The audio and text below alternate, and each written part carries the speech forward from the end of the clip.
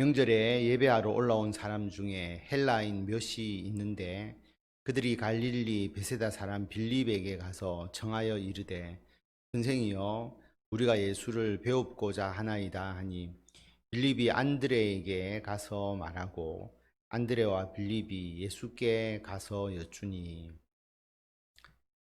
여기서 명절은 유월절입니다. 우리가 앞에서 예수님께서 유월절을 맞이해서 예루살렘에 오셨는데 예루살렘에 들어가실 때 나귀 새끼를 타고 예루살렘 성으로 들어가시면서 백성들로부터 이스라엘의 왕 메시아다라고 하는 칭함을 받으면서 수많은 백성의 열렬한 지지를 받은 것을 우리가 앞에서 보았습니다. 6월절에 전국에서 그리고 타 국에서도 많은 사람들이 예루살렘 성전에 오죠. 그런데 그 중에서 헬라인이 몇 사람이 있었다라고 하는 겁니다.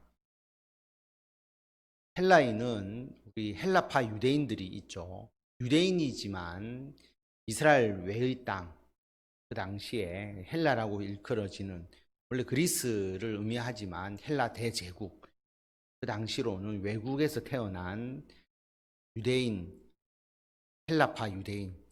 그런데 여기서는 헬라인이라고 되어 있기 때문에 그런 헬라파 유대인이 아니라 정말로 헬라인, 이방인이라고 볼 수가 있죠.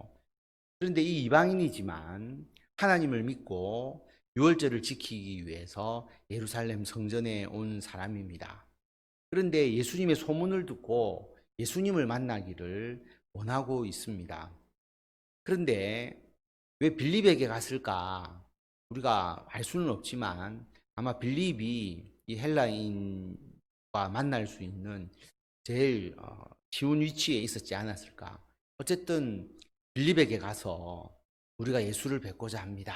라고 그렇게 부탁을 합니다. 예수님과의 만남을 주선해 달라고 하죠.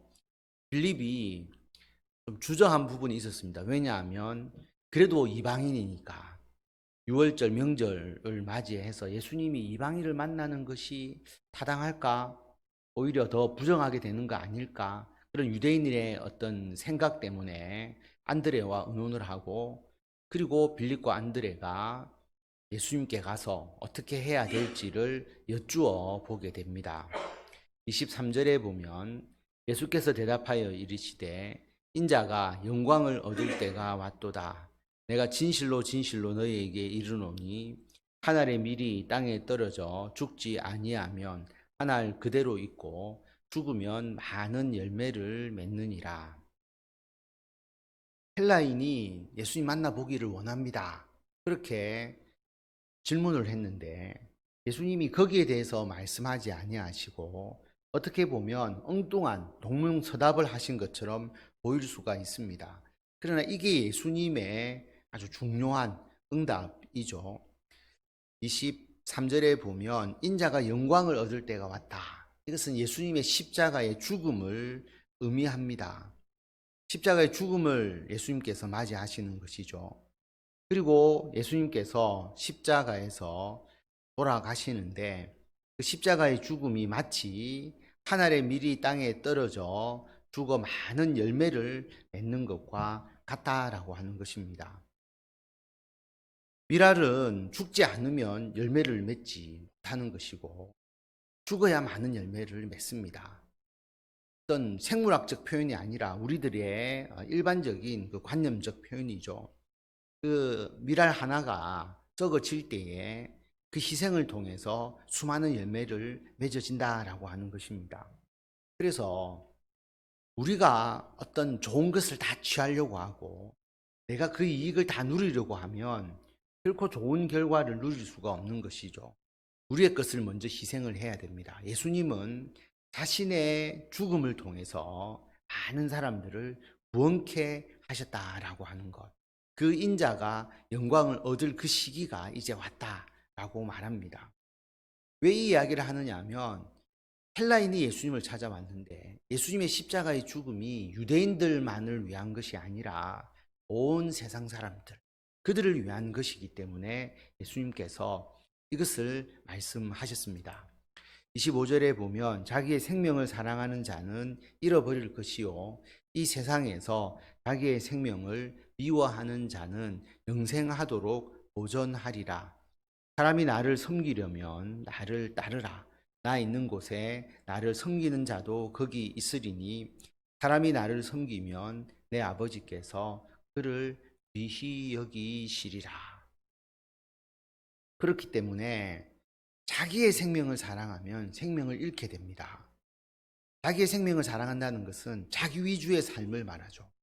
자기 목숨을 중요하게 여깁니다.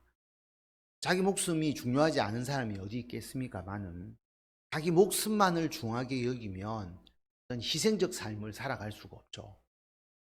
우리가 일반적인 직업 중에서도 자기를 희생하는 분들이 있잖아요. 코로나 시대에 의료진들이라든지 군인이라든지 소방서라든지 이런 분들은 자기의 목숨을 물론 소중하게 여기지만 위험을 감수하고서도 다른 사람을 위해서 헌신하는 그런 일을 하고 계시죠. 그런 분들이 너무 많습니다.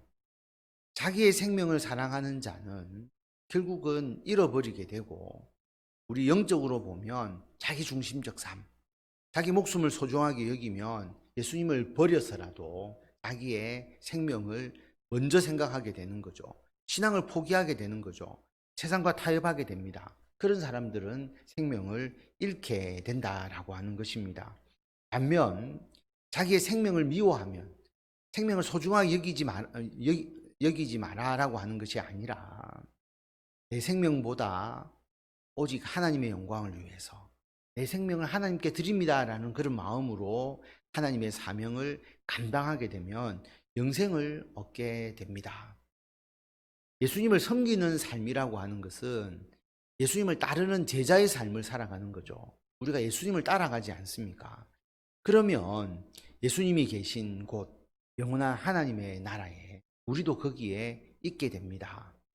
예수님을 섬기게 되면 하나님께서 그 섬기는 자를 귀하게 여겨주시니까 하나님의 나라에서 영원한 생명을 얻게 해 주십니다. 27절에 보면 지금 내 마음이 괴로우니 무슨 말을 하리요. 아버지여 나를 구원하여 이때를 면하게 하여 주옵소서. 그러나 내가 이를 위하여 이때에 왔나이다. 아버지여 아버지의 이름을 영광스럽게 하옵소서 하시니 이에 하늘에서 소리가 나서 이르되 내가 이미 영광스럽게 하였고 또다시 영광스럽게 하리라 하시니 27절 말씀은 겟세마네 동산에서 예수님께서 기도하신 것과 거의 같은 의미입니다. 예수님께서 십자가의 죽음을 앞두고 마음에 괴로움이 있다라고 하는 것을 알 수가 있죠. 지금 내 마음이 괴롭다. 그래서 겟세마네 동산의 기도처럼 가능하면 인간적 마음으로 보면 그 잔을 피하고 싶은 마음입니다. 그런데 예수님께서는 그 인간으로서 이 땅에 오셔서 가지고 있는 그 죽음의 고통에 대한 두려움, 그런 것이 있지만 그게 주가 될 수가 없는 것이죠. 내가 이를 위하여 이때에 왔나이다. 내가 십자가의 죽음을 위해서 이때에 왔다라고 말씀합니다. 십자가의 죽음을 위해서 이 땅에 오셨고 그 죽음으로 우리의 죄를 대속하셨습니다. 십자가를 통해서 구원을 이루셨죠. 그래서 하나님을 영광스럽게 하신 겁니다. 예수님의 성육신 그리고 예수님께서 지금까지 살아오신 그 모든 삶이 하나님의 영광을 드러낸 것이고 십자가의 죽음과 부활을 통해서 또 승천을 통해서 더욱더 하나님을 영광스럽게 할 것이다 라고 하는 겁니다. 그래서 하늘에서 소리가 나서 하나님께서 내가 이미 영광스럽게 하였고 또다시 영광스럽게 하리라 그렇게 말씀합니다. 하나님은 예수님을 영광스럽게, 예수님은 하나님을 영광스럽게 하시는 모습을 우리가 여기서 볼 수가 있습니다. 자, 하늘에서 음성이 들렸는데 29절에 보면 곁에 서서 들은 무리는 천둥이 울었다고도 하며 또 어떤 이들은 천사가 그에게 말하였다고도 하니 예수께서 대답하여 이르시되 이 소리가 난 것은 나를 위한 것이 아니요 너희를 위한 것이니라. 예수님에 대한 증거이죠. 예수님이 필요해서가 아니라 너희를 위한 것이다. 그리고 그 음성을 어떤 사람은 그냥 천둥이 울린 것처럼, 어떤 사람은 천사가 말하는 것처럼 음성으로 들은 것이죠. 그 모습을 우리가 여기서 보게 됩니다. 31절에 보면 이제 이 세상에 대한 심판이 이르렀으니 이 세상의 임금이 쫓겨나리라. 내가 땅에서 들리면 모든 사람을 내게로 이끌겠노라 하시니, 이렇게 말씀하심은 자기가 어떠한 죽음으로 죽을 것을 보이심이로라. 예수님의 십자가의 대속의 죽음으로 우리가 죄에서 해방이 되죠. 우리가 죄에서 해방이 되어버리면 사탄의 권세는 패배하는 겁니다. 사탄은 우리를 죄에 빠지게 하고 정죄하게 해서 그 힘을 얻잖아요. 그런데 우리가 예수님 때문에 죄에서 해방되니까 사탄의 권세에 있었던 사람들이 죄에서 해방되게 되고 사탄의 정죄에서 벗어나게 되니까 이 세상의 임금, 사탄을 말하는 것이고요. 사탄이 쫓겨날 것이고, 그리고 예수님께서 땅에서 들리면, 땅에서 들린다는 것은 십자가의 죽음을 의미하는 것입니다.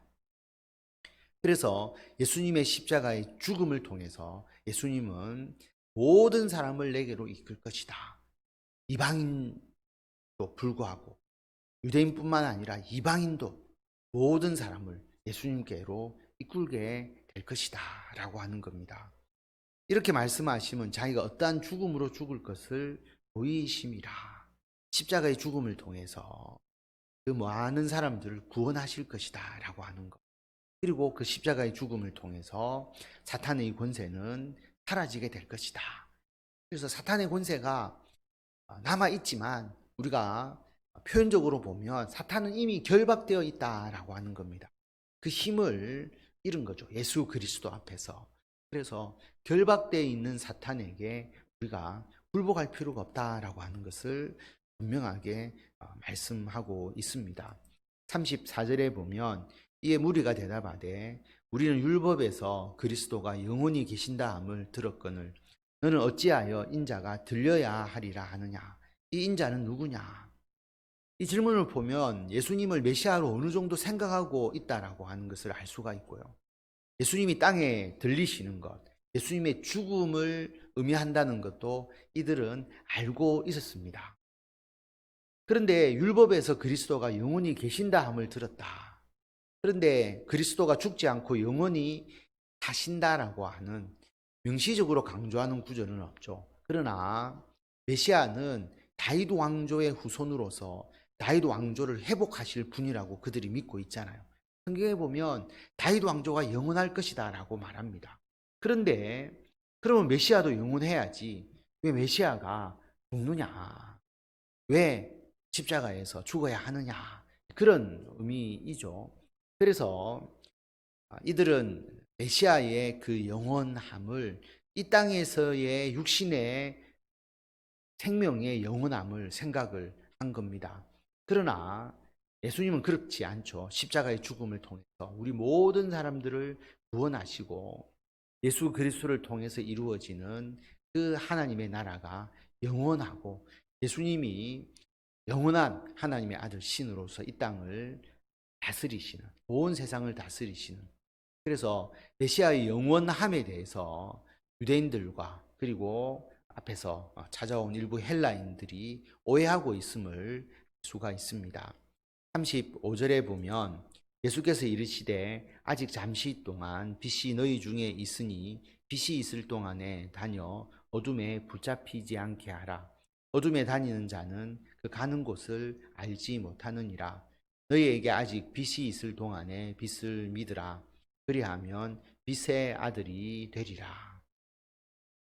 빛이신 예수님께서 제자들과 함께 하시죠. 그리고 예수님을 온전히 따르고 사탄의 권세, 세상의 권세를 이겨낼 수가 있는 겁니다. 그래서 예수님이 있을 동안에, 빛이신 예수님이 있을 동안에 너희들이 어둠에 붙잡히지 마라. 사탄의 권세에, 이 세상에 속해서는 안 된다라고 하는 겁니다. 어둠에 다니는 자는 가는 곳을 알지 못한다. 반면 빛이신 예수님과 함께 있다면 우리가 하나님의 나라에서 우리가 영원한 생명을 누림을 분명히 알 수 있게 되는 것입니다. 그래서 너희에게 아직 빚이 있을 동안에, 예수님이 계실 동안에 예수님을 믿으라. 그리하면 예수님의 아들이 될 것이다. 하나님의 아들이 될 것이다. 그것을 말씀하고 있습니다. 오늘 말씀을 통해서 우리가 하나의 미랄처럼 우리들의 작은 삶의 희생을 통해서 많은 복음의 열매, 하나님의 나라의 열매를 맺을 수 있도록, 그리고 하나님 일의 어려움, 예수님께서 이 괴로움, 이것을 면하게 해달라라고 기도하는 것처럼 우리도 어떤 때는 그런 마음이 있죠. 그러나 예수님께서 나는 이것을 위해서 이때에 왔습니다. 결국 우리도 기도가 어려움과 힘듦이 있지만 나의 사명을 위해서 내가 이 땅에 태어났습니다. 그것을 잘 감당하게 해달라라고 기도하시고, 그래서 그 모든 일을 통해서 하나님의 영광을 나타낼 수 있도록 성취하시고 그것을 이루어 가시는 성도 여러분들이 다 되시기를 바랍니다.